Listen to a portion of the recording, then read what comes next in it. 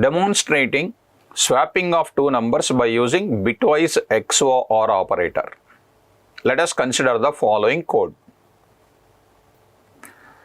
We are using bitwise XOR operator for swapping of two numbers.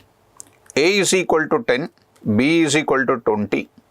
Print original value of A,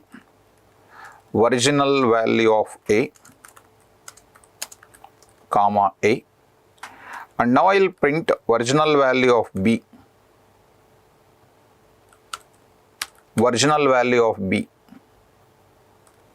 B value printed.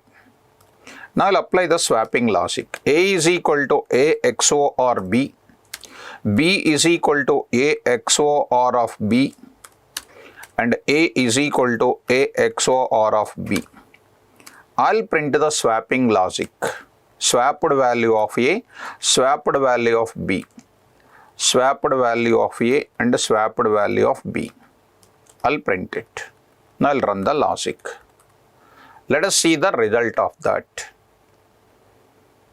This is the way 10 20 and 20 10. This is an output of this logic. Thank you. For more videos, subscribe NareshIT channel.